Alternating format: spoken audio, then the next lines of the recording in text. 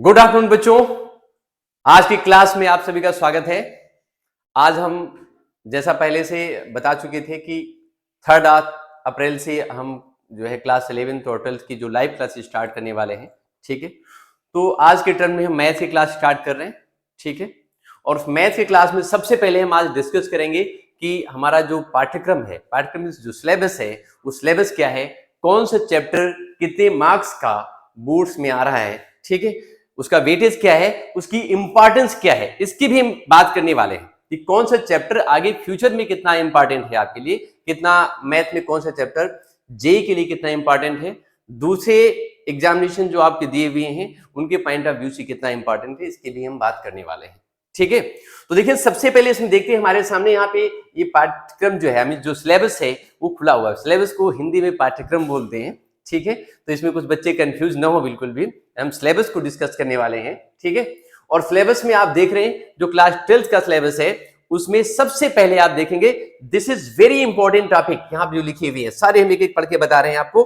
ठीक है, और यहां से आपको देखते जाना है। ठीक है, जैसे आप देख रहे हैं ये सबसे पहले लिखा हुआ है relation and functions, relations and functions. ठीक है, ये दूसरा क्या है, एलजेब्रा, थर्ड कैलकुलस है, फोर्थ है वेक्टर एंड 3 डायमेंशनल ज्योमेट्री। ठीक है, एंड फोर्थ है हमारे पास में लीनियर प्रोग्रामिंग, और फिफ्थ है प्रोबेबिलिटी। ये हमारे पास में ये यूनिट्स दी हुई हैं। अब एक एक करके इन यूनिट्स की हम इसमें चर्चा करने वाले हैं। ठीक है, जिसमें सबसे पहले बात करते हैं रिलेशंस और फंक्शंस की बात करते हैं। ठीक है, तो जब रिलेशंस और फंक्शंस की हम बात करेंगे तो रिलेशंस और फंक्शन में आप देखेंगे कि क्लास 11th में आपने पढ़ा हुआ है बहुत कुछ। क्लास 11th में आपने ऑलरेडी बहुत पहले पढ़ रखा हुआ है रिलेशंस एंड फंक्शंस के बारे में। ठीक है, this is the very very important chapter. ठीक है, हम ये कह सकते हैं कि क्लास 12th की मैथ हो, क्लास 11th की मैथ हो, ठीक है, रिलेशन और फंक्शन के बिना ये पॉसिबल ही नहीं है। मैथमेटिक्स आगे बढ़ेगी ही नहीं। ठीक है, मैथ्स नहीं बढ़ती बिना रिलेशन और फंक्शन के। ठीक है, तो रिलेशन और फंक्शन का जो आप देख रहे हैं वो वेटेज मार्क्स वाइज है, वो तो बहुत ज्यादा नहीं है, 8 मार्क्स का है, लेकिन जो इंपॉर्टेंस इसकी है वो बहुत ज्यादा है। रिलेशन में सबसे पहले आपने सब देखा होगा, क्लास 11th में पढ़ा होगा आपने बच्चों, क्लास 11th में आपने पढ़ लिखा होगा, सबसे पहले सेट्स पढ़ा होगा। ठीक है, और जो सेट्स होते हैं वो सेट्स क्या होते हैं, अब क्लास 11th में पढ़ाया गया है। ठीक है, well defined collection of objects is called the sets. ठीक है, well defined objects, collection of well defined objects called the set. ठीक है, और उसी सेट से क्या निकलता है, सेट्स के बाद फिर क्या करते हैं, कार्टेशियन प्रोडक्ट निकालते हैं, और कार्टेशियन प्रोडक्ट से फिर क्या निकलते हैं, रिलेशंस निकलते हैं, और रिलेशंस के बाद फिर क्या निकलता है, फंक्शन निकलता है, और फंक्शन से पूरी मैथमेटिक्स निकलती है। ठीक है, पूरी मैथ्स निकल करके जाती है, वही फंक्शन से जाते हैं। ठीक है, तो आपने एक चीज देखी यहां पे कि रिलेशन और function, this is very very important chapter, बहुत इंपॉर्टेंट। आपको यहाँ पे मार्क्स वाइज कम दिख रहा होगा, किसके मार्क्स तो 8 ही है, पढ़ने की जरूरत नहीं है, लेकिन ये बिल्कुल गलतफहमी मत रहना कि 8 मार्क्स का है तो इसे कम पढ़ना, नहीं, इसको सबसे ज्यादा पढ़ना है। If you are preparing for the IIT JEE Mains, जो कुछ आप तैयारी कर रहे हैं, ठीक है, तो उसमें इस चैप्टर के बिना रिलेशन और फंक्शन के बिना आप आगे नहीं बढ़ पाओगे। इसके बिना कोई काम नहीं होने वाला है। अगर आप जेई के लिए, मेंस के लिए, एडवांस के लिए, किसी के लिए प्रिपेयर कर रहे हैं, तो ये वाला चैप्टर जो आप देख रहे हैं, दिस चैप्टर मस्ट बी, बहुत ही ज्यादा तरीके अच्छे तरीके से आपको तैयार होना चाहिए। अगर ये चैप्टर आपको तैयार नहीं, रिलेशन और फंक्शन, तो समझ लीजिए फिर मैथ्स आपको नहीं आएगी। ठीक है, इसलिए इस पर विशेष ध्यान देना है। और देखिए एक बात हम आपको और बता दें बच्चों, ठीक है, बिल्कुल स्पष्ट बता दे रहे हैं। ठीक है, बिना किसी संकोच के बता दे रहे हैं, आपको भी समझ लेना चाहिए कि रिलेशन और फंक्शन देखने में बहुत टफ लगता है। ठीक है, कई बार उसमें होता है कि समझ नहीं आता इसमें क्या करने चाहिए मुझे। ठीक है, बहुत सारी लैंग्वेज आ जाती है, कंफ्यूजन क्रिएट हो जाता है, लेकिन ऐसा कुछ नहीं है। अगर इसको आप प्रॉपर्ली पढ़ेंगे, ठीक तरीके से पढ़ेंगे, तो फिर ये बहुत आसान है। ठीक है, जैसे मैं आपको छोटा सा एक एग्जाम्पल भी दे देते हैं। ठीक है, छोटा सा एग्जाम्पल दे देते हैं, जैसे हम क्लास 12th में जो रिलेशंस पढ़ने वाले हैं, ठीक है, वो 3 रिलेशन मेनली पढ़ने वाले, रिफ्लेक्सिव, सिमेट्रिक, और तीसरा कौन सा पढ़ने वाले हैं, ट्रांजिटिव पढ़ने वाले हैं। तो हम आपको जनरल एक एग्जांपल दे रहे हैं। ठीक है, रिफ्लेक्सिव रिलेशन कैसा होता है, रिफ्लेक्सिव का मतलब होता है, सिंपल से एग्जांपल दे रहे हैं। ठीक है, मैं पढ़ाने अभी क्लास स्टार्ट नहीं कर रहा हूं, लेकिन बता रहा हूं कि इससे डरने की जरूरत नहीं, बहुत आसान सी चीज है। रिलेशन जो रिफ्लेक्सिव है, जैसे कोई एक लाइन हमने कहीं पर ड्रॉ कर लिया, ठीक है, अब देखना रिफ्लेक्सिव रिलेशन कैसा होता है, कितना आसान सा है। जैसे कोई लाइन हमने यहां पे ड्रॉ की, और लाइन क्या है, सपोज ये ए बी है, ठीक है, तो हर एक लाइन अपने आप के पैरेलल होती है कि नहीं होती है, ठीक है। तो खुद का खुद से जो संबंध होता है, जैसे each line is parallel to itself, खुद का खुद से जो संबंध होता है उसे बोलते हैं, जो रिलेशन होता है, ठीक है, this is called the reflexive relation. जैसे each line is parallel to itself, हर एक लाइन अपने आप के पैरेलल होती है। उसी तरीके से मैं भी कह सकते हैं कि each triangle is similar to itself, हर एक ट्रायंगल भी क्या होता है, अपने आप के सिमिलर होता है, कॉन्ग्रुएंट होता है। तो relation of congruency, relation of similarity, ये सब कैसे हैं, रिफ्लेक्सिव रिलेशन है। ये सभी कैसे हैं, रिफ्लेक्सिव रिलेशन है। और अगर हम सिमेट्रिक की बात करें तो सिमेट्रिक रिलेशन भी इसी तरीके से आसान है, बिल्कुल टफ नहीं, बिल्कुल भी। जैसे ऐसे समझ लीजिए कि एक लाइन अगर ए बी है और वो लाइन ए बी दूसरी लाइन सी डी के साथ पैरेलल है, ठीक है, अगर line A B C D के साथ पैरेलल है तो सी डी भी क्या है, ए बी के पैरेलल है। ए बी और सी डी, इन दो लाइनों में रिलेशन अगर हम चेक करें और ये बोले कि line A B line C D के साथ पैरेलल है, तो लाइन सी डी भी क्या है, ए बी के साथ, दोनों में सेम रिलेशन हुआ कि नहीं हुआ, ये आपका सिमेट्रिक रिलेशन है, ठीक है। एक्स का जो वाई से रिलेशन, वही वाई का जेड से रिलेशन। जैसे राम श्याम का मित्र है, तो श्याम भी क्या है, राम का मित्र है। Ram is the friend of Shyam, then Shyam is the friend of Ram. तो this is the symmetric relation, वो सिमेट्रिक रिलेशन हो गया, ठीक है। तो ये आपने देखा, उसी तरीके से ट्रांजिटिव होता है, ठीक है। ट्रांजिटिव रिलेशन ये भी बहुत आसान सा ही होता है। जैसे इसी में एक लाइन हम और ड्रा कर दें, कौन सी ड्रा कर दें, ई एफ, ऐसे करके ई एफ ऐसे कर दिया, और एक चीज आपसे बोल दें कि A B is parallel to C D, A B क्या लाइन है, सी डी से पैरेलल है, and C D is parallel to E F, C D क्या ई एफ के साथ पैरेलल है। तो ऑब्वियसली जो ई एफ है वो क्या होगी, आप यहां से समझ दीजिए, ठीक है। अगर ये चीज आपकी ऐसे समझिए, ये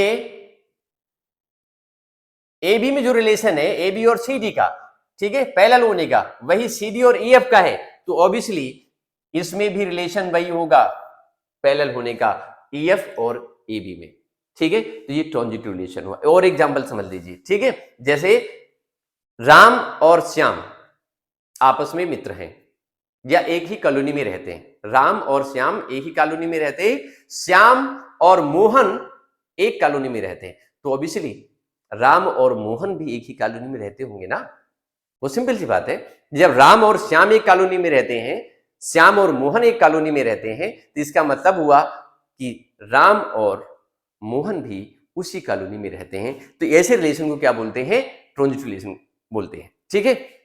ये हमारा रिलेशन था, और इसी से फंक्शन निकल कर क्या आता है, रिलेशन से क्या निकलता है, फंक्शन निकलता है। और फंक्शन क्या होता है, फंक्शन और भी आसान है, ठीक है, लेकिन उसको अगर आपने ठीक से समझा तो आसान है, अगर ठीक से नहीं समझोगे तो फिर कोई भी चीज टफ हो जाती है, ठीक है। तो रिलेशन और फंक्शन ये पढ़ना है आपको, बहुत मजबूती के साथ पढ़ना है, इसमें जरा भी कोई कुछ भी नहीं करना है, ठीक है, क्योंकि इसी के बाद जस्ट इस चैप्टर के बाद हमारा जो आता है वो आता है दूसरा पॉइंट, ठीक है, जो शायद यहाँ पे मेंशन नहीं किया गया, इनवर्स ट्रिग्नोमेट्रिकल फंक्शन आता है, ठीक है। रिलेशन फंक्शन के बाद अगला टॉपिक हमारे पास में आता है,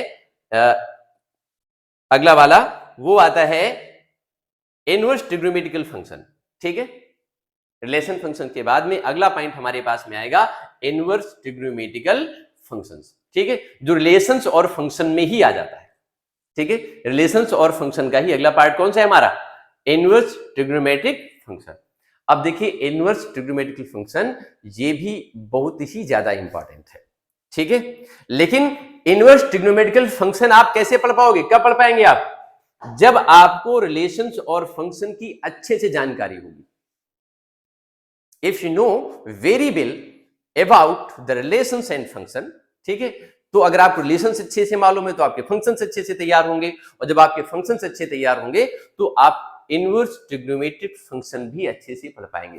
कारण समझो क्या है, कारण ये है कि सिर्फ यहां पर ट्रिग्नोमेट्री ही नहीं है, ठीक है, यहां पर एक बाइजेक्टिव फंक्शन पढ़ेंगे आप, जब आपको पढ़ाएंगे हम आपको, ठीक है, फंक्शंस पढ़ाएंगे तो उसमें बाइजेक्टिव फंक्शन होते हैं, इसे बोलते हैं 1 1 on 2 भी बोलते हैं, ठीक है। तो जो 1 1 on 2 फंक्शन यानी बाइजेक्टिव फंक्शन पढ़ेंगे, बिना उसकी हेल्प के आप इनवर्स ट्रिग्नोमेट्रिकल फंक्शन जो है यानी ये वाला चैप्टर आप ठीक से नहीं पढ़ पाओगे अगर आपको बाइजेक्टिव फंक्शन नहीं मालूम है तो, ठीक है। ट्रिग्नोमेट्री क्लास 11th की जितनी है, क्लास 11th की ट्रिग्नोमेट्री अगर आपको सब आती है, उसमें जितने भी फार्मूले दिए हुए हैं वो सारे फार्मूले आपको रटे होने चाहिए। और किसी भी चैप्टर में मैथमेटिक्स का फार्मूला आपको रटने से नहीं रटता, ये भी मैं आपको बता दें। आप किसी भी चैप्टर का कोई फार्मूला उठा लीजिए और उसको आप रट्टा लगाइए, 2 दिन बाद उसको आप भूल जाएंगे। याद कब होता है?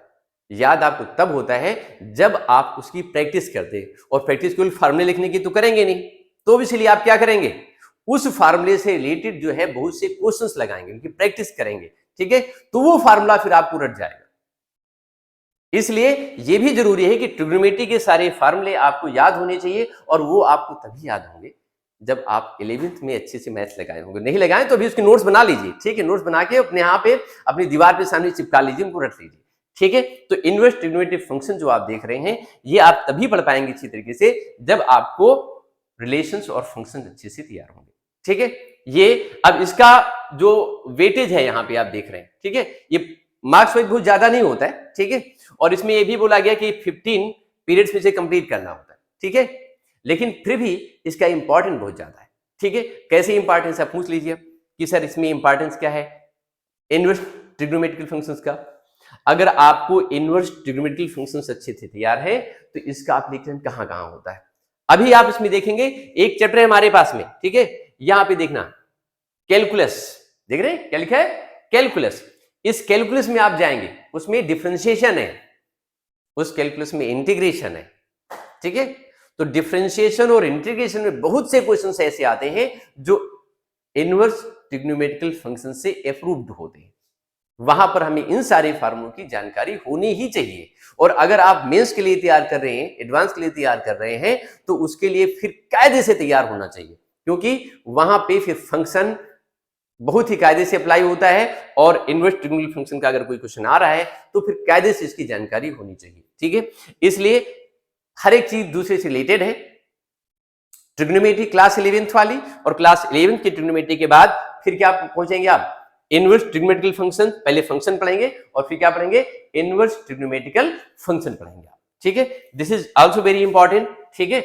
इनवर्स कैसे होता है, इनवर्स जैसे भी आप फॉर्मूला पढ़ेंगे sine inverse x plus cos inverse x equal to pi by 2। मैं आपको सिंपल ऐसे बताते जा रहा हूं किस टाइप के फॉर्मूले पढ़ने वाले हैं, ठीक है। साइन फंक्शन की रेंज क्या है, तो साइन इनवर्स फंक्शन की रेंज क्या होगी, ठीक है। देखिए होता क्या है कि जो आप ट्रिग्नोमेट्रिकल फंक्शंस होते हैं, जैसे y equal to sine x लिखा हुआ है, ठीक है।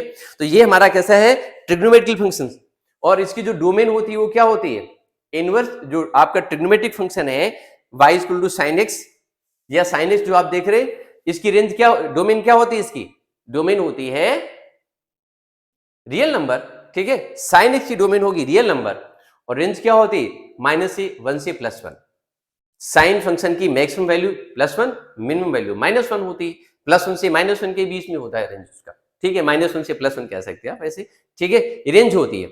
लेकिन यहां पे सब पलट जाएगा, ठीक है। यहां पे क्या हो जाएगा, जब इनवर्स ट्रिग्नोमेट्रिक फंक्शन पढ़ेंगे तो यहां पे डोमेन क्या हो जाएगी, इसकी डोमेन हो जाएगी जो ट्रिग्नोमेट्रिकल फंक्शन की रेंज थी, ठीक है। वो हम जब बताएंगे आपको तो एक चीज सिखाएंगे कि कहां से कैसी चीज चेंज हो रही है, ठीक है। जो उसकी रेंज थी वो इसकी क्या हो जाएगी, डोमेन हो जाएगी, ठीक है, इनवर्स ट्रिग्नोमेट्रिकल फंक्शन की। और रेंज भी इसकी बदल जाएगी, ठीक है। रेंज हो जाएगी -π/2 से +π/2 के बीच में। यानी जो नई डोमेन लिया है उस नई डोमेन के अकॉर्डिंग हमको रेंज निकालनी पड़ेगी, ठीक है। तो ये हमारा क्या हुआ, ये इनवर्स ट्रिग्नोमेट्रिकल फंक्शन हुआ जो रिलेटेड किससे है, रिलेशंस और फंक्शन से, ठीक है। और उसमें रिलेशंस और फंक्शंस में कौन सी चीज सबसे इंपॉर्टेंट है, जो पढ़ करके आप यहां पे जंप करके अच्छे से पढ़ पाएंगे, बाइजेक्टिव फंक्शन यानी 1 1 on 2 फंक्शन, ठीक है। और 1 1 on 2 फंक्शन भी आप कब अच्छे से पढ़ पाएंगे, जब आपको रिलेशंस की अच्छे से जानकारी होगी, तब आप अच्छे से फंक्शंस पढ़ पाएंगे। और फंक्शंस में आप पढ़ेंगे बाइजेक्टिव फंक्शन, और बाइजेक्टिव फंक्शन अगर आपको अच्छे से तैयार है तो आप क्या पढ़ पाएंगे, आपका जो ये फंक्शन है कौन सा, इनवर्स ट्रिग्नोमेट्रिक फंक्शन। और अगर ये अच्छे से तैयार हो गया इनवर्स ट्रिग्नोमेट्रिक फंक्शन अगर आपको अच्छे से तैयार हो गया तो आप क्या कर पाएंगे, तो फिर उस केस में आप डिफरेंशिएशन और इंटीग्रेशन बहुत अच्छे से तैयार कर पाएंगे। देखो एक से दूसरी चीज कैसे रिलेटेड होती चली जा रही है, ठीक है, तब आप अच्छे से तैयार कर पाएंगे, डिफरेंशिएशन पढ़ पाएंगे और इंटीग्रेशन पढ़ पाएंगे, ठीक है। वहां भी उसका मार्क्स वाइज बहुत ज्यादा होते हैं। वो ये देखो इसमें कहीं लिखा हो कैलकुलस 35 मार्क्स की कैलकुलस आती है, ठीक है, और 35 मार्क्स बहुत होते हैं, पास होने भर के लिए होता है भाई, 33 नंबर में पास हो जाते हैं, ठीक है। 33 में तो 35 नंबर ज्यादा दिलवा रहे कैलकुलस। अगर कोई बच्चा सिर्फ कैलकुलस से तैयार कर लेना तो पास हो जाएगा वो, ठीक है, क्लास 12 तो निकल ही जाएगा। तो यहाँ पे आप देख रहे हैं 35 मार्क्स ये है, इसलिए ये हर एक चीज बहुत कायदे से पढ़नी है, आगे धीमे धीमे करके आगे बढ़ना है इसमें, ठीक है। तो रिलेशंस एंड फंक्शंस, उसके बाद उसमें देखो क्या क्या था इसमें, रिलेशन फंक्शंस में रिफ्लेक्सिव, सिमेट्रिक, ट्रांजिटिव और इक्विवेलेंट। इक्विवेलेंस रिलेशन होता है उसमें, आप जानते हैं इक्विवेलेंस रिलेशन कब निकलता है, किसी फंक्शन में अगर ये तीनों फंक्शन है, किसी फंक्शन में आप जो देख रहे हैं, इफ एनी फंक्शन, किसी फंक्शन के रिलेशन के पास में, in any relation if all this relations are there, तो क्या हो जाता है आपका, वो इक्विवेलेंट रिलेशन हो जाता है। कैसा हो जाता है, इक्विवेलेंट रिलेशन, ठीक है। देखो इसमें लिखा भी है 1 एंड ऑन टू फंक्शन, इसे बोलते हैं बाइजेक्टिव भी, ठीक है, बिना उसके आप ये नहीं पढ़ पाएंगे, ठीक है, इसलिए सब ढंग से पढ़ना है। चलिए इसके बाद हम आगे बात करते हैं, और इसमें क्या है, जो आप इनवर्स ट्रिग्नोमेट्रिक फंक्शन पढ़ेंगे, इसमें क्या पढ़ेंगे, इसमें आप देखिए एक चीज पढ़ेंगे, यहां पे ये चीज पढ़नी है, इसमें डिफिनीशन क्या होती है, range, domain, principal value branch, graphs of inverse trigonometric functions, और इसमें हम आपको कुछ एक्स्ट्रा भी बताएंगे।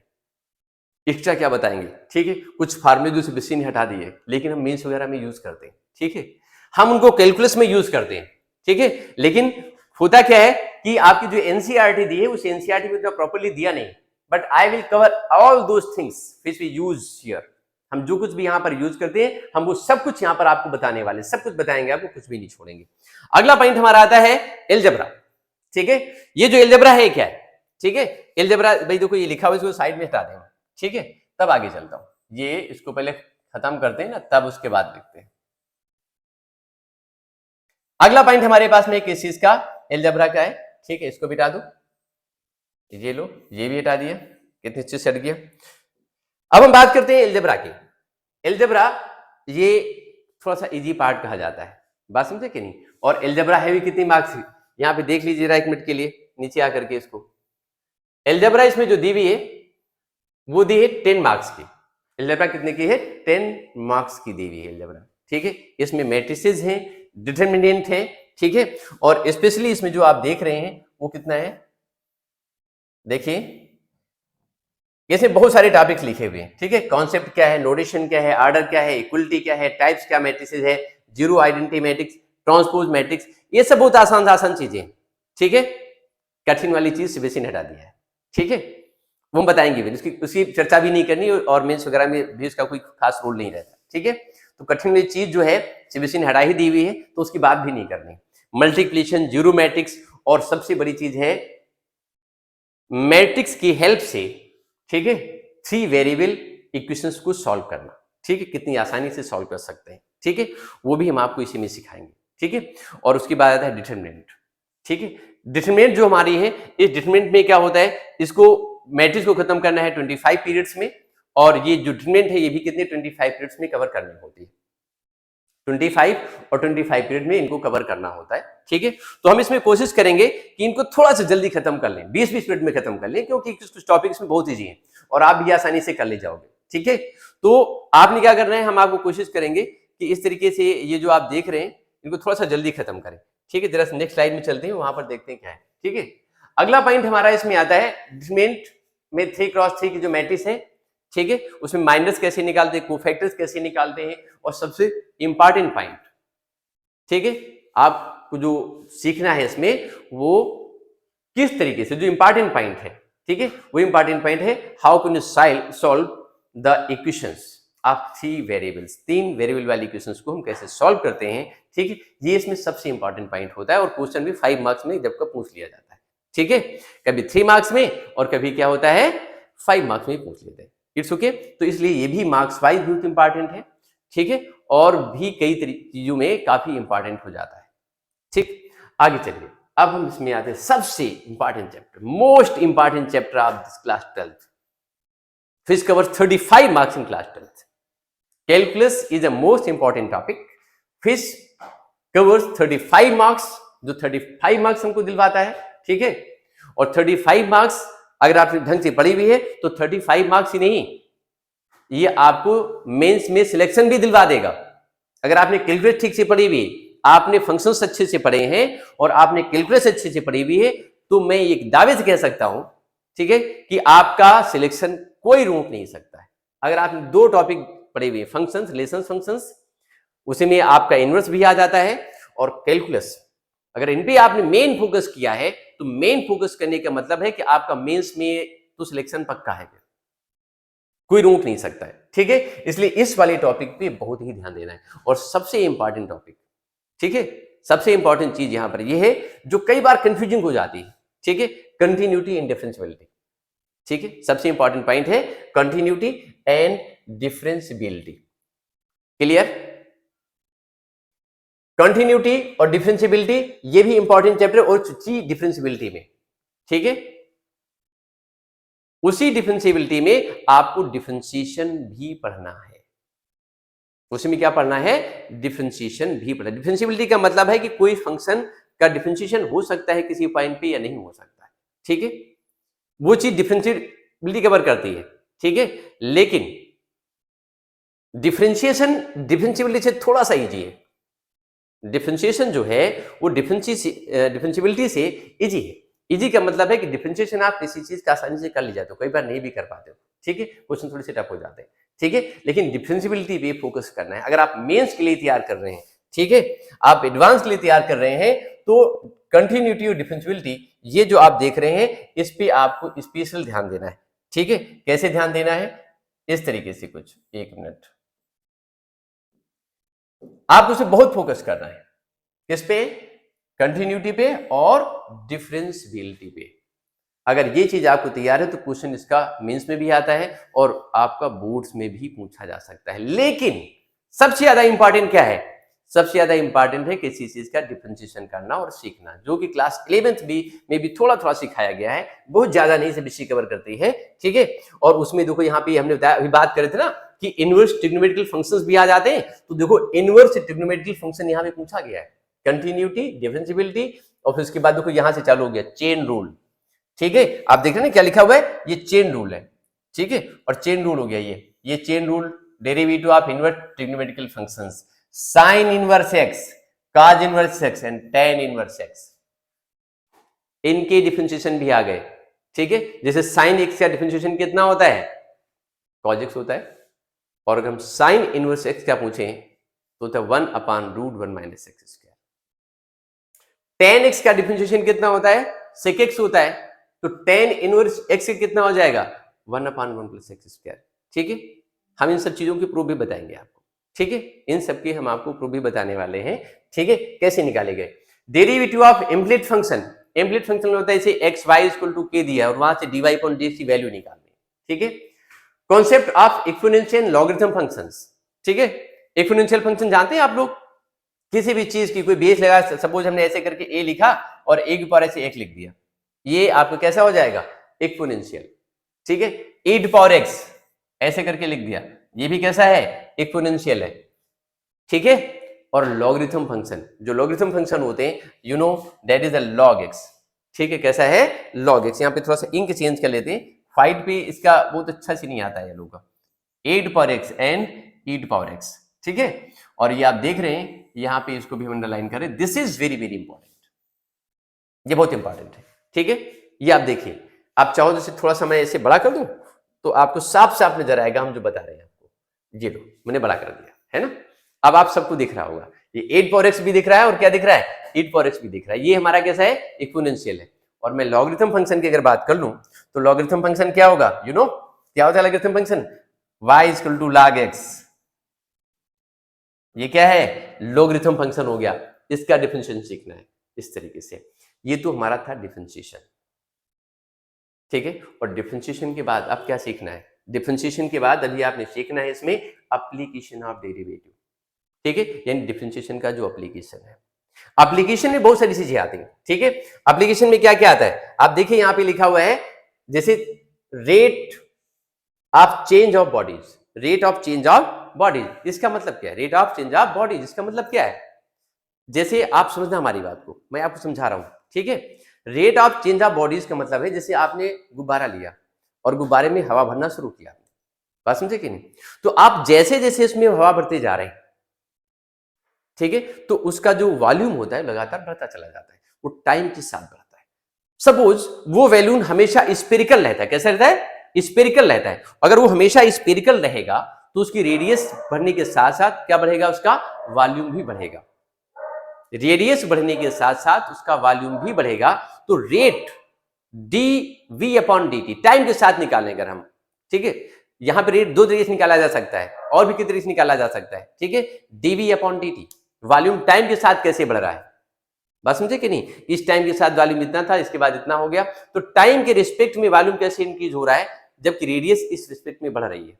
उसी तरीके से ये भी कहा जा सकता है कि वॉल्यूम कैसे बढ़ रहा है जबकि रेडियस ऐसे बढ़ रही है, यानी डीवी अपॉन डीआर करके भी निकाला जा सकता है, ये रेट ऑफ चेंज होता है, ये भी आपको पढ़ने को मिलेगा, ठीक है। दूसरा, इंक्रीजिंग एंड डिक्रीजिंग फंक्शन भी आते हैं। इंक्रीजिंग और डिक्रीजिंग का मतलब क्या होता है, इंक्रीजिंग का मतलब होता है कि अगर किसी फंक्शन की वैल्यू बढ़ रही है, बात समझे कि नहीं, इंक्रीजिंग फंक्शन बताया ना मैंने, यहाँ पे क्या लिखा हुआ है, इंक्रीजिंग, ये देखो क्या लिखा है, ये लिखा है increasing functions and decreasing functions, ठीक है, ये हाईलाइट किया मैंने। इंक्रीजिंग फंक्शंस का मतलब होता है सीधा सा बच्चों ऐसे समझो, इंक्रीजिंग का मतलब होता है जैसे आप ऐसे समझ लो, ये बढ़ रहा है, एक्स बढ़ रहा है तो वाई भी बढ़ रहा है, ऐसे मान लीजिए, एक्स की वैल्यू बढ़ रही है तो वाई की वैल्यू भी क्या हो रही है, बढ़ रही है, क्लियर, कंटिन्यूस नहीं बढ़कर किसी भी तरीके से बढ़ सकती है, तो ये फंक्शन कैसा हुआ, इंक्रीजिंग हो गया, सिंपल सी बात है। दूसरा तरीका इसमें क्या होता है कि किसी पर्टिकुलर पॉइंट पे पूछा गया कि यहां पर फंक्शन इंक्रीजिंग है डिक्रीजिंग है, बात समझे कि नहीं, तो अगर वहां पर उस पर्टिकुलर पॉइंट पर उस कर्व की टेंजेंट यानी स्लोप जो है आप देख रहे हैं वो पॉजिटिव है तो फंक्शन इंक्रीजिंग है, और उसी का अगर हम उल्टा कर दें इस तरीके से, यहां पर ऐसे लिख दें इस तरीके से, डिक्रीजिंग की बात कर ली जाए तो डिक्रीजिंग क्या होता है, डिक्रीजिंग का मतलब है कुछ इस तरीके से, इसको रफ कर देते हैं फिर बताते हैं, है ना, यहां पे लिख देते हैं। डिक्रीजिंग का मतलब क्या होता है, डिक्रीजिंग का मतलब सीधा सा होता है ऐसे, x के बढ़ने के साथ साथ अगर x बढ़ रहा है, इंक्रीज कर रहा है, तो y क्या हो रहा है, लगातार कम होता जा रहा है, ये डिक्रीजिंग हो गया। और किसी एक पर्टिकुलर पॉइंट पे अगर पूछा जाए यहाँ फंक्शन डिक्रीजिंग है इंक्रीजिंग है, तो वहां पे आप क्या कर दीजिए, एक टेंजेंट ड्रॉ कर दीजिए, और टेंजेंट अगर उसकी टेंजेंट की स्लोप, मतलब टेंजेंट की स्लोप कैसी है, नेगेटिव है, तो स्लोप नेगेटिव होने पर क्या होगा, वो फंक्शन उस पर्टिकुलर पॉइंट पे कैसा हो जाएगा, डिक्रीजिंग होगा। बात समझे कि इसमें बहुत चीजें सिखानी इसमें, डिक्रीजिंग इंक्रीजिंग में इसका इंटरवल क्या है, कहां से कहां तक इंक्रीजिंग है, कहां से कहां तक डिक्रीजिंग हो रहा है, कैसे इंक्रीज कर रहा है, स्टिकली इंक्रीजिंग है या सिर्फ इंक्रीजिंग है, ये सब चीजें आपको जब क्लास चलेगी तो उसमें सिखाई जाएंगी। अगला पॉइंट इसमें आता है मैक्सिमा और मिनिमा, बात समझे कि ये भी बहुत इंपॉर्टेंट पॉइंट, इसका क्वेश्चन 5 मार्क्स में जरूर आता है एग्जाम में, ठीक है, इस बार भी चांसेस है कि 5 मार्क्स में इसके एक बड़ा सा प्यारा सा क्वेश्चन पूछा जा सकता है मैक्सिमा और मिनिमा का, ठीक है। अगर हम मैक्सिमा और मिनिमा की बात करते हैं तो मैक्सिमा और minima this is very important topic, और इसका क्वेश्चन बोर्ड में मार्क्स वाइज बहुत अच्छा है, ठीक है, मार्क्स वाइज मतलब इसका क्वेश्चन तो पूछा ही जाता है, ठीक है, नहीं 5 में तो 3 में तो पूछे ही जाना है, ठीक है, नहीं तो जनरली केस स्टडी में क्वेश्चन पूछ लिया जाएगा 4 मार्क्स में, ठीक है, 4 और 3 का 7 मार्क्स भी आ सकता है, इसमें कोई दिक्कत वाली बात नहीं, ठीक है। मैक्सिमा और मिनिमा, मैक्सिमा और मिनिमा आप सब जानते हैं क्या होता है, ठीक है, मैक्सिमा सिंपल से बता दे रहे हैं, ठीक है, यहाँ पर मैक्सिमा का मतलब होता है सपोज आपकी क्लास में 40 स्टूडेंट्स हैं और 40 स्टूडेंट्स में एक बच्चे ने उसके मार्क्स मैथमेटिक्स में 100 में 99 आना है, ठीक है, और सब बच्चों के उससे कम है, आसपास है सब, तो वैल्यू कैसी हो गई, इसकी मैक्सिमम वैल्यू हो गई, किसके रिस्पेक्ट में, अपने आसपास वाले बच्चों से, बात समझे कि, तो इसे बोलेंगे मैक्सिमा, लोकल मैक्सिमा, क्या बोलेंगे इसको, लोकल मैक्सिमा कहेंगे। लेकिन अगर हम बात करें एब्सोल्यूट मैक्सिमा की, तो एब्सोल्यूट मैक्सिमा मतलब होता है कि उस क्लास स्कूल में सपोज हमारे पास में 5 सेक्शंस हैं मैथमेटिक्स वाले, ठीक है, और 5 सेक्शंस में एक बच्चे की मार्क्स 100 में 99 है, बाकी सबके कम। पूरे सारे सेक्शंस को मिला करके एक बच्चे के 99 है, सबसे ज्यादा है, वो हुआ एब्सोल्यूट मैक्सिमम। ठीक है, अभी जब क्लासेस चलेंगी तो उसको डिस्क्राइब किया जाएगा और बताया जाएगा। इसमें भी और बहुत सी चीजें हैं, सेकेंड डेरिवेटिव टेस्ट बताना है इनको, फर्स्ट डेरिवेटिव टेस्ट क्या होता है, कैसे निकालते हैं, ये सब चीजें हम आपको सिखाएंगे। अब आता है इसके बाद में इंटीग्रेशन। ठीक है, इंटीग्रल्स आता है। इंटीग्रल्स का मतलब होता है, यहां से ऐसे समझ दीजिए, इंटीग्रल्स का मतलब है ऐसे देखिए, इंटीग्रल मीन्स, भाई ये थोड़ा ऊपर नहीं बढ़ रहा, बढ़ना चाहिए इसको, या तो पूरा चल जाता है या तो थोड़ा चलता है। ठीक है, देखिए इंटीग्रल्स में अगर हम आएंगे तो इंटीग्रल्स में क्या है, ऐसे देखिए ये, हाँ अब आया। ठीक है, इंटीग्रल्स, इंटीग्रल्स और डिफरेंशिएशन। डिफरेंशिएशन का मतलब सिंपल से होता है किसी बड़ी चीज को छोटा करके लिख देना, डिफरेंशिएशन। और इंटीग्रल्स क्या होता है, किसी छोटी चीज को बड़ा करके लिख देना, इंटीग्रेट कर देना, वो इंटीग्रल्स होता है। डिफरेंशिएशन और इंटीग्रेशन में काफी कुछ सिमिलरिटी होती है। ठीक है, जैसे साइन एक्स का जो डिफरेंशिएशन होता है वो कॉज एक्स होता है, लेकिन कॉज एक्स का जो डिफरेंशिएशन होता है वो माइनस में साइन एक्स होता है। लेकिन अगर माइनस साइन एक्स का, या आप ऐसे कह लीजिए कि कॉज एक्स का हम इंटीग्रेशन करें तो क्या हो जाएगा, वो साइन एक्स हो जाएगा। साइन एक्स का डिफरेंशिएशन होगा कॉज एक्स, लेकिन कॉज एक्स का जो इंटीग्रेशन है वो क्या हो जाएगा, साइन एक्स। ठीक है, तो इस तरीके से हमें इंटीग्रल पढ़ना, और इंटीग्रल का भी बहुत बड़ा रोल है। ठीक है, कैलकुलस का रोल फिजिक्स में बहुत ज्यादा होता है, कई बार तो केमिस्ट्री में भी होता है। ठीक है, तो इस टॉपिक को भी बहुत पढ़ना पड़ेगा। और इसमें जो आपकी एनसीईआरटी की बुक्स दी हुई हैं, इसको 20 पीरियड में खत्म करने के लिए कहा जाता है, लेकिन हमारा अपना ये मानना है कि इसको थोड़ा सा टाइम ज्यादा लेकर के कम से कम 5 पीरियड इसमें और बढ़ा देने चाहिए। ठीक है, कुछ खत्म तो 20 पीरियड में भी कर सकते हैं, 15 में भी कर सकते हैं, लेकिन इसको थोड़ा सा टाइम ज्यादा देना चाहिए इंटीग्रल्स को। ठीक है, अगर इसको इंटीग्रल को हम थोड़ा सा टाइम ज्यादा देंगे तो चीजें इसमें ज्यादा कवर हो जाती है, इसमें ज्यादा प्रैक्टिस करनी चाहिए। ठीक है, मेरा अपना ऐसा पर्सनल मानना है कि इसको 5 पीरियड इसको और ज्यादा देने चाहिए, 20 नहीं 25 देने चाहिए। ठीक है, मार्क्स वाइज इसका वेटेज बहुत अच्छा होता है। ठीक है, और इसमें बहुत डिफरेंट टाइप की इंटीग्रेशंस आपको सीखने को मिलेंगे। आई विल टीच देम, मैं इनको पढ़ाऊंगा, आपको प्रॉपर्ली पढ़ाऊंगा। ठीक है, उसके बाद इसमें आता है application of integration. Application of integration का मतलब क्या होता है, you know, application of integration का मतलब आप फिजिक्स में क्लास 11th से ही स्टार्ट कर देते हैं। ठीक है, जब आप पढ़ रहे होते हैं, ठीक है, motion in straight line, physics में एक टॉपिक है, वहां जब पढ़ रहे होते हैं और वहां पर इक्वेशन ऑफ मोशन पढ़ते हैं, तो सबसे पहले वहीं पर एप्लीकेशन ऑफ इंटीग्रेशन आता है। मतलब वहीं पर क्या होता है, इंटीग्रेशन का एप्लीकेशन करते हैं। ठीक है, और अप्लाई करके वहीं सीखना शुरू कर देते हैं इंटीग्रेशन। तो इंटीग्रेशन का रोल आपकी पूरी स्टडीज में बहुत ज्यादा है। ठीक है, इसलिए इसका एप्लीकेशन आपको ठीक से आना चाहिए। और उसमें आता है डेफिनेट इंटीग्रेशन। अभी जो इंटीग्रेशन आपने पढ़ा हुआ है इंटीग्रल्स, उसमें आप पढ़ेंगे डेफिनेट इंटीग्रल्स, और जो डेफिनेट इंटीग्रल्स होता है उसका भी रूल बहुत ज्यादा होता है। ठीक है, जगह जगह पर होता क्या है कि जैसे कोई फंक्शन हमको दिया, मैं थोड़ा सा एग्जांपल लेके बता देता हूं आपको। जैसे कोई फंक्शन हमको दिया है, ऐसे सपोज दिया है y इक्वल टू fx करके, बात समझे कि नहीं, और ये फंक्शन कितना है, ऐसे करके ऐसे दिया है, आपने उसका इंटीग्रेशन किया y इक्वल टू fx का, ऐसे करके ये दिया है, ऐसे आपने इसका इंटीग्रेट कर दिया। क्लियर, आपने इसको पूरा इंटीग्रेट कर दिया तो पूरे फंक्शन का इंटीग्रेशन आएगा। जैसे sin x का इंटीग्रेशन करेंगे तो क्या निकलेगा, cos x आ जाएगा। ठीक है, और डेफिनेट में क्या होता है, डेफिनेट में आपने सिर्फ क्या करना होता है, एक लिमिट आपको दे दी जाती है, बात समझे कि नहीं, कि यहां से लेकर के सिर्फ यहां तक का ही आपको इंटीग्रेशन करना है, ये डेफिनेट इंटीग्रेशन होता है। और उसकी एप्लीकेशन में क्या हो जाता है कि जो भी कर्व दिया हुआ है, जो भी फंक्शन दिया हुआ है, उस फंक्शन से जो कर्व बनेगा, उस कर्व का और एक्स एक्सिस ये आपको बता दिया जाए कहां से कहां तक, उसका एरिया मालूम करना होता है, ऐसे करके ऐसे। और एरिया का सिंपल से फॉर्मूला होता है, A equal to integration limit A to B, और ये y इंटू डी एक्स, ये dx लिखा हुआ है भाई, कंफ्यूज मत होना।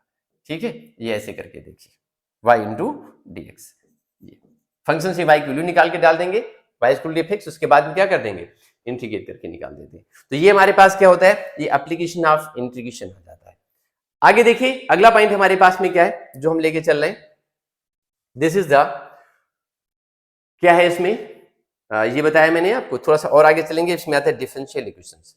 डिफरेंशियल इक्वेशंस और जो इंटीग्रेशन होता है, ठीक है, काफी कुछ एक से मिलती होती, सिमिलरिटी होती है। ठीक है, किसी भी इक्वेशंस में जिसमें किसी भी डिपेंडेंट वेरिएबल का कोई डिफरेंशियल कोएफिशिएंट डिपेंडेंट और इंडिपेंडेंट वेरिएबल से कोई इक्वेशन कंसिस्ट होती है उसे हम बोलते हैं differential equation. Differential equation actual में अगर हम किसी भी फंक्शन को डिफरेंशिएट कर दें तो वो डिफरेंशियल इक्वेशन बन जाती है। जैसे कोई भी फंक्शन हमको दिया हुआ है, कोई इक्वेशन दी हुई है, ठीक है, और जैसे सपोज यही लिखा हुआ है y equal to X square, ठीक है, या y square equal to 4ax दिया हुआ है, और आपसे कहा जाए कि इस फंक्शन से रिलेटेड आप डिफरेंशियल इक्वेशन निकालो, तो इसमें एक कांस्टेंट दिया है, तो इसे एक कांस्टेंट को हम इसे एक बार डिफरेंशिएट करेंगे, डिफरेंशिएट करके क्या निकाल देंगे, एक इक्वेशन मिल जाएगी, वो डिफरेंशियल इक्वेशन होगी। लेकिन आपको जो इक्वेशन दी है और उसको सॉल्व करके ये फंक्शन मालूम करना हो तो आप क्या करेंगे, उसका इंटीग्रेशन कर दीजिए। इंटीग्रेशन करके आपको वापस में फंक्शन मिल जाता है, ठीक है। तो ये आप देख रहे हैं कि ये आपका जो डिफरेंशियल इक्वेशन है, ठीक है, वो ये है। आप इसके बाद में आप देखेंगे ऐसे, देखिए नेक्स्ट पॉइंट हमारे पास में है। अब हम आगे चलते हैं, जब देखते हैं यहाँ पे, फिर अगला पॉइंट हमारे पास में आता है वेक्टर्स एंड 3 डायमेंशनल ज्योमेट्री। इसको 15 पीरियड दिए जा रहे हैं, 15 पीरियड्स हैं हमारे पास में इसके लिए, और 15 पीरियड्स में क्या है आपने देखना है कि ये जो 15 पीरियड्स हैं, ठीक है, ज्यादा भी नहीं है और कम भी नहीं है, ठीक है। ये जो 15 पीरियड्स आप देख रहे हैं, ये पीरियड्स आपके कम भी नहीं है और ये आपके ज्यादा भी नहीं है। इन पीरियड्स में आप इसको कवर भी कर सकते हैं अगर आप मेहनत से पढ़ेंगे तो। वैसे वेक्टर्स आपने फिजिक्स में ऑलरेडी पहले पढ़ के रखा हुआ है, ठीक है। कहां पढ़ के रखा हुआ है, आपने उसको पढ़ के रखा हुआ है फिजिक्स में, ठीक है, वेक्टर एनालिसिस में, ठीक है, वहां पढ़ के रखा हुआ है। इसमें वेक्टर क्वांटिटीज, स्केलर वेक्टर क्या है, स्केलर्स क्या है, मैग्नीट्यूड, डायरेक्शन वेक्टर क्या है, ठीक है। डायरेक्शन वेक्टर का मतलब होता है यूनिट वेक्टर। जैसे किसी भी वेक्टर क्वांटिटी में दो चीजें होती हैं, एक तो उसकी डायरेक्शन होती है, दूसरा क्या होता है, उसका मैग्नीट्यूड होता है। और अगर किसी वेक्टर को हम उसके मैग्नीट्यूड से डिवाइड कर दें तो हमारे पास क्या बचेगा, वी हैव ओनली द, हमारे पास क्या रह जाएगा, केवल उसकी डायरेक्शन रह जाएगी, ठीक है। This is very very important in respect of physics also.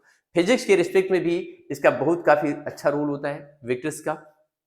इसलिए जो बच्चे पीसीएम लेकर के अपने मेंस के लिए तैयारी कर रहे हैं उनको वेक्टर्स तो बहुत कायदे से आना चाहिए, ठीक है।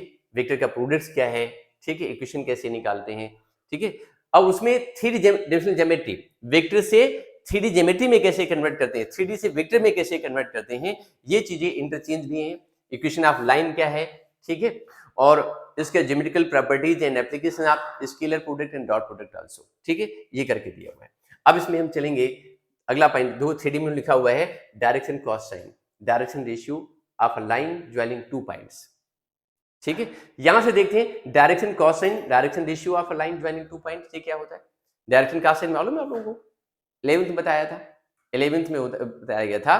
डायरेक्शन कॉस साइन का मतलब होता है कोई भी लाइन या कोई भी वेक्टर कह सकते हैं हम, ठीक है, एक्स एक्सिस, वाई एक्सिस और जेड एक्सिस से जो भी एंगल बनाता है उस एंगल का जो कॉज निकालते हैं हम, ठीक है, cos alpha, cos beta, cos gamma ऐसे करके, उसे हम क्या बोलते हैं, डायरेक्शन कॉस साइन बोलते हैं, ठीक है। डायरेक्शन रेशियो क्या होता है, डायरेक्शन रेशियो का मतलब suppose there 2 points are there, ठीक है, एक 2 पॉइंट आपको दिए हुए हैं, 2 पॉइंट दिए, सपोज एक पॉइंट ए गिवन है, दूसरा पॉइंट क्या दिया है, बी गिवन है, इसके कोऑर्डिनेट कितने हैं, x1 comma y1 and comma z1 ऐसे करके दिया है, ठीक है, एंड सेकेंड कितना है, x2 कामा y2 कामा z2, ये दिया है। अभी इसमें हम क्या करेंगे, x1 y1 z1, x2 y2 and z2 दिया हुआ है, और इसमें, ठीक है, ये जो आप देख रहे हैं x1 y1 z1, x2 y2 z2, आपसे कहते हैं डायरेक्शन रेशियो निकालो, तो डायरेक्शन रेशियो कितना होगा, x2 minus x1 and this is y2 minus y1 and इधर कितना कर देंगे हम, z2 माइनस z1, ये हमारा क्या निकल आएगा, डायरेक्शन रेशियो आ जाएगा, ठीक है। इस तरीके से क्लास 11th में आप सीख चुके हैं, अभी हम क्लास 12th में आ गए हैं, ठीक है। और इसमें क्या दिया हुआ है, लाइंस कैसी हैं, स्क्यू लाइंस क्या होती हैं, ठीक है, और shortage distance between 2 lines, angle between 2 lines, ये सारी चीजें हमको यहाँ पर क्लास में सीखना पड़ेगा, ठीक है। 2 लाइंस के बीच में एंगल कैसे निकालते हैं, ठीक है, मेरी बात समझ रहे हैं ना आप लोग, ठीक है, वो चीजें हमको यहाँ पर कोऑर्डिनेट ज्योमेट्री में, यहाँ पर जो 3D ज्योमेट्री वहां पर हमको सीखनी पड़ेंगी, ठीक है। वेक्टर से आपका ज्योमेट्री में कन्वर्ट करना, 3 डायमेंशन 3D में कन्वर्ट करना और 3D से वेक्टर में कन्वर्ट कर लेना, ये भी यहाँ पर आपको सिखा दिया जाएगा। अब आता है लीनियर प्रोग्रामिंग। लीनियर प्रोग्रामिंग क्या होता है, this is the one way of solving the problems ठीक है, जिसमें किसी चीज की कह सकते हैं श्योरिटी ना हो रही हो, ठीक है। अप्रोक्सीमेटली, मैक्सिमम और मिनिमम, कम से कम, एटलीस्ट, एट मोस्ट, जब कोई क्वेश्चन बना रहे हैं, कोई सिर्फ फर्म में सपोज आप काम कर रहे हैं, या कोई फर्म कोई प्रोडक्ट बना रही है, कुछ कर रही है, और वहां पर चीजें कुछ ऐसी हो रही हो जहां पर एटलीस्ट, ठीक है, एट मोस्ट इस टाइप से वर्ड यूज हो रहे हो, बात समझे कि नहीं, और वहां पर चीजें क्लियर न हो पा रही हो, तो वहां पर फिर आप लीनियर प्रोग्रामिंग यूज करते हैं। लीनियर प्रोग्रामिंग जो हमारी दी हुई है वो 20 पीरियड्स में करनी है, लेकिन इसके लिए 20 पीरियड्स बहुत ज्यादा है। इसके लिए आई विल टेक ओनली 5 और 6 पीरियड, मैक्सिमम 10 पीरियड में इसको कवर कर लेंगे। लेकिन इसका जो मार्क्स वाइज का वेटेज है वो काफी अच्छा होता है। मार्क्स वाइज वेटेज कैसे अच्छा होता है, जैसे इसमें आपका केस स्टडी क्वेश्चन आ सकता है, ठीक है, या सीधे 5 मार्क्स क्वेश्चन आ सकता है, जिसमें आपको कर्व ड्रा करके मतलब फीजिबल रीजन निकाल के मैक्सिमम या मिनिमम वैल्यू को आपको फाइंड करना हो सकता है, ठीक है। ओके, तो अभी इसके बाद में अगले पॉइंट पे हम चलते हैं। This is the probability. Probability this is also very important. Probability का रोल बहुत ज्यादा हमारे पास में है। देखिए,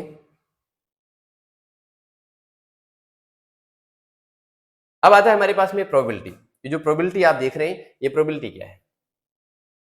प्रोबेबिलिटी ये देखिए आप, प्रोबेबिलिटी आप क्लास 11th में थोड़ी सी पढ़ चुके हैं, ठीक है। अब हम क्लास 12th में आ चुके हैं, तो क्लास 12th में जो हमारी प्रोबेबिलिटी है, हम उस प्रोबेबिलिटी को देखने वाले हैं। प्रोबेबिलिटी पढ़ने के लिए कुछ चीजें आपके लिए बहुत जरूरी है। अगर आपने परम्यूटेशंस और कॉम्बिनेशन, स्पेशली कॉम्बिनेशंस अगर नहीं पढ़ा हुआ है, तो प्रोबेबिलिटी थोड़ी सी आपके लिए क्या कर सकती है, प्रॉब्लम कर सकती है।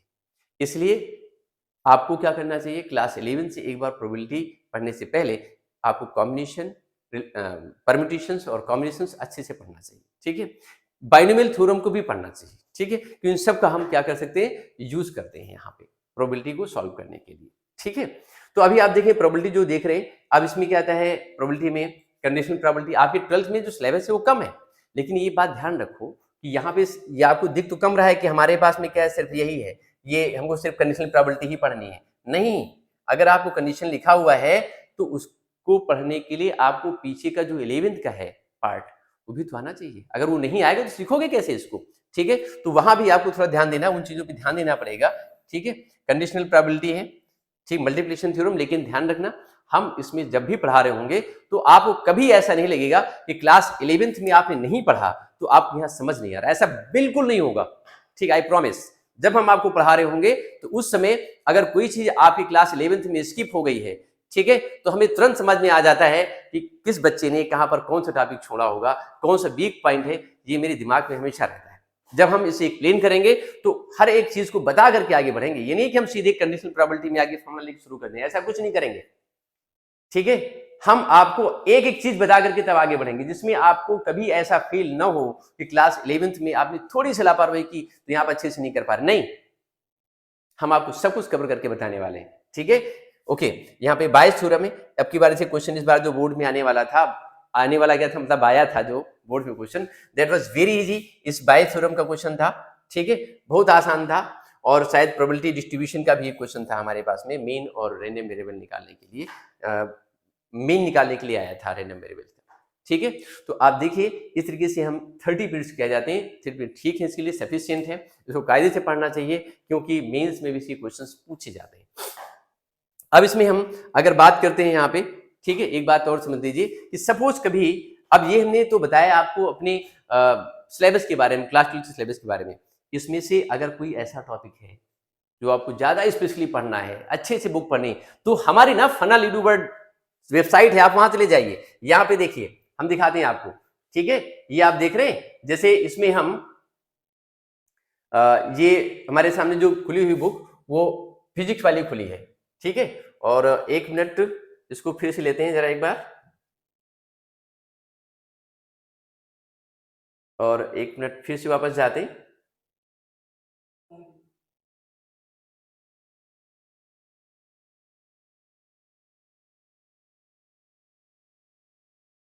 और भाई गड़बड़ कर रहा है, एक मिनट बच्चों भाई, ठीक है, थोड़ा सा गड़बड़ हो गया, ठीक है।